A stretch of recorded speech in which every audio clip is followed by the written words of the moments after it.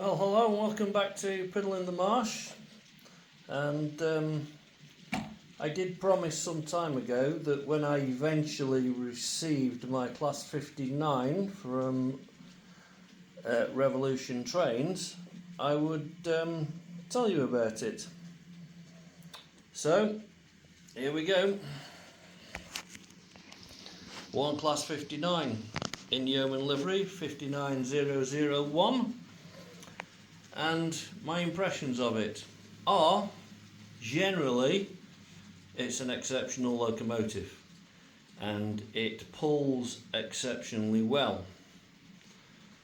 And the faults for it are purely down to Revolution Trains' build on it, if you like. And I had issues with it failing, e.g. stopping, not failing completely, on points.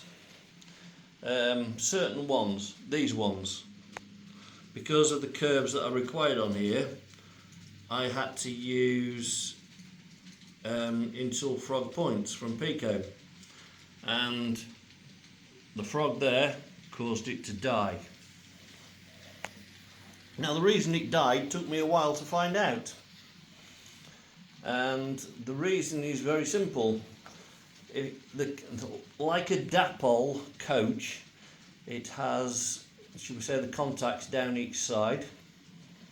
Similar, I suppose, as well to a Farish locomotive bogie like the 47.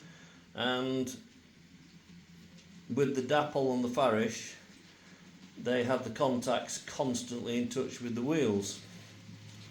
Unfortunately, this one doesn't. It has metal pieces with like a cup on the end of it, and when the loco goes round the corner, the actual axle is not long enough to maintain contact with both sides of the bogey's contacts, so it drops power from that bogey. And I'll show you exactly what I mean, because if you put that onto there, it's now lost all power, and because of the way it goes around the corner, the force is now on that side, so it's lost its power completely. You just moved it a fraction like that and it picks it back up again and it goes. Now I have found a cure, and I bent the actual ends of the metal contacts into the axle on the wheel sets at each end, so that they maintain a perfect contact all the time, and it stopped it working, stopping completely. Now the other thing that I have had problems with this is the instruction sheet that you get. Now that bit is how to put the decoder in, which is the next 28 thing, and I'll come to that in a minute. Then you get the few things that the basic decoder will do, and then all the sound ones. And down here at the bottom, as you can see, it says that F4 activates the leading cab light, which it does. I'll show you that as well in a minute, so that when you when your loco stops, the cab light comes on if you activate it. But number 4, braking severity can be controlled by CV179. Now I'm not very well up in ESU stuff, I'll be honest.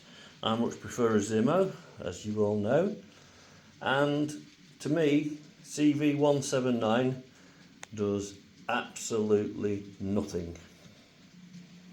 It doesn't alter it in any way, shape or form. And when I got the locomotive, CV3, which is for acceleration, and CV4, which is for braking, were both set at 150, which means it starts off exceedingly slowly, which is fair comment. I don't have a problem with that, but I think 150 was, should we say, taking it just a little bit too far. I think I've now set it to 35, if my memory serves me correctly.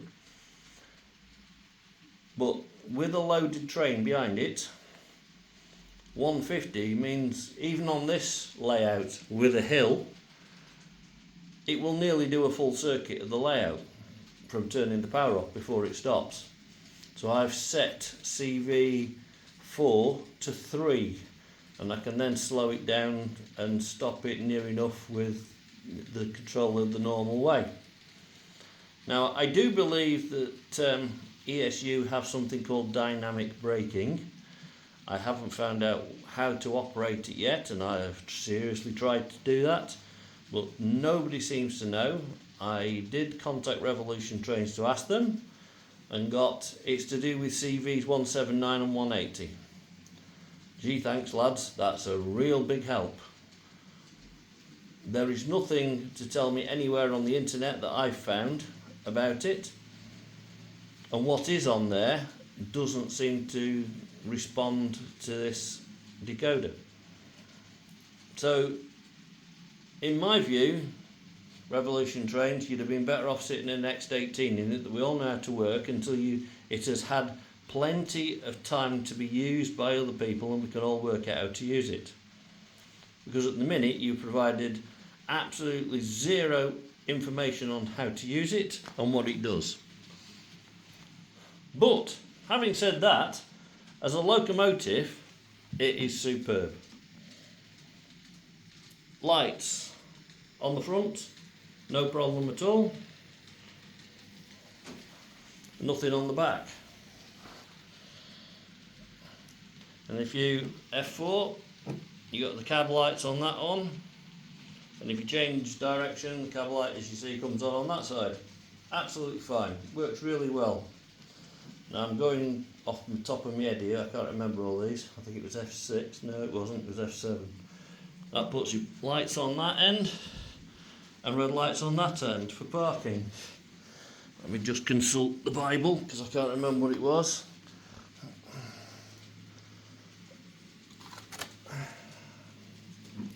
And if I go to F11, is that the one? No, I've still got 6 on, that doesn't work. 7 on, that's the one. If I go to, I think it's 11, you need that lights on. You got white lights on that end and white lights on that end, which is supposedly used for shunting. So the lights, as it says, do work. And they work nicely. And other than the faults that I've pointed out with the bogies and the decoder, I love this loco. I do think it would have been better with a Zimmo chip in it that we know works, and I can have my active braking that I love. But other than that, I think Revolution Trains have pulled the blinder. Now, they did make one big mistake. I've had this loco on order for over 2 years. And a friend of mine from up in Scotland, one Ewan Growler from Blackwood, went to Model Rail Scotland and walked away with one, brand spanking new. We knew they were in the country, but he got to wait. I'd paid for mine, or part of it, and still took them 2.5 weeks before I received mine. Now if I pay up front for a locomotive or part of one, I expect to be first to get it. I don't expect it sent out to model shops and everybody else before I get them. Now I dare say Revolution Trains use part of the money that you get from these things to fund doing it. And if so, you've just shot yourself in the foot. Because I will no longer do this. I will buy them now, regardless of the discount, directly from a model shop, who you would obviously seem to prefer to send first to. So you've lost out by not supplying your customers who paid up front, committed to buying one, and then you go and supply it to everybody else before us. Bad move. Really bad move. I do have a Class 180 on order with you, of which I have paid £260 up front for so far. I am tempted to cancel it and order it from the local model shop instead. Seriously tempted. I'm still mulling that one over, but we shall see what happens. Well, as a model, if you can lay your hands on one, absolutely superb. Now I do have another one on order with Rails of Sheffield, which is their special edition GBRF version, which has yet to arrive with Rails of Sheffield.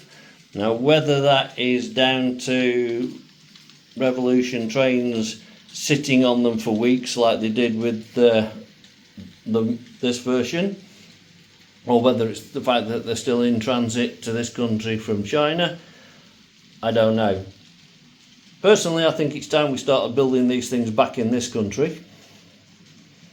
I know Dapol are starting to build more stuff over here, but whether they're building locos yet, I don't know. I now have 2 Revolution Trains vehicles. The other one you've seen running around is the 128 parcel train. That has done a lot of work and a lot of running round, which has been seen in various models, and it still runs seriously quietly and is as smooth as anything. So I've got absolutely no reason to see why it shouldn't continue to do so. That has an X18 in it, and I wish this one had got an X18 in it, I really do. I think Revolution Trains, you fitted a white elephant. And here's the 128.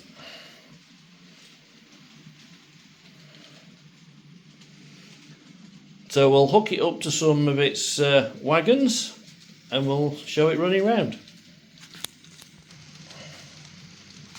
So I've just connected it up to 10 of the O&K wagons that Dapol produced for it, 2 rates of 5.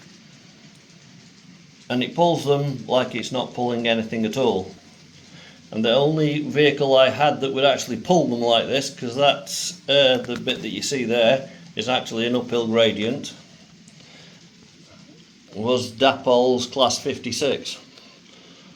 Nothing else would do it, and as you see it went over those points smoothly, no problems whatsoever.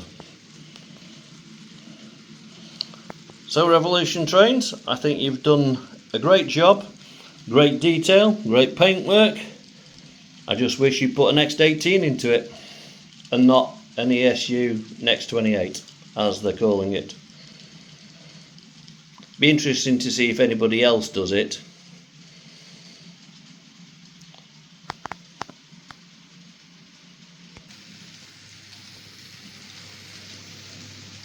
So from here it's an uphill gradient and it doesn't even slow down, doesn't look as though it does anything at all other than just ride perfectly.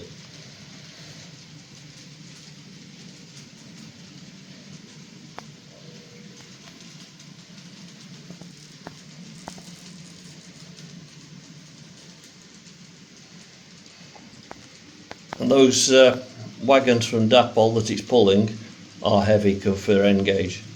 Now I do have a helix, which you've seen here, and a storage yard underneath, which I keep all my stuff in. And this loco will pull all of these up the helix without even batting an eyelid. Nothing else will.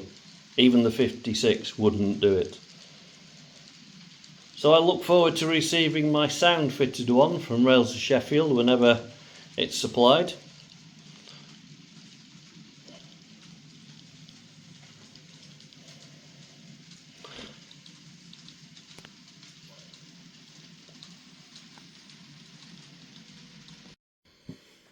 Right, we're not on the layout now, we are at the dining room table and I have one Class 59 in my hand. Now I'm showing you this before somebody, if you haven't already found out, finds out. To pull the bogie out, and I'm going to struggle here with focusing, it is like any normal Dapol or Farish loco. You just take it out, and notice I'm doing it exceedingly carefully, and just slowly pull it down and then lift. And if you look, there is a drive shaft, if I can get it into focus. Might be able to see it behind me hand. Yeah, there it is. There's a drive shaft which locates in the bottom down there. So don't pull your bogies out quickly when you want to clean the wheels. There is a hole in the top which I am presuming which is for a bit of oil, which is what I've used it for. So it's carefully do it and very carefully put it back the same way you did it, which is quite easy, and it's there. Just be aware of that drive shaft, because when I pulled it out slowly, the drive shaft came out and I took ages to fiddle it back in. So one class 59, and I'd give Revolution trains 9 out of 10 for it.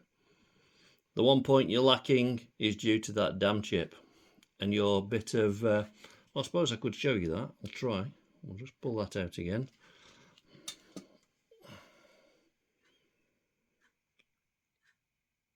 Either side here, I don't know if it'll show you, there is a metal strip which feeds here. You can see it's shiny, and what I have done is put a pair of, you can just see the metal strip there, and the same on the other side, and I have bent those in so that it holds the wheel or the axle on that axle and that one perfectly, so that we don't get the cutouts on the corners.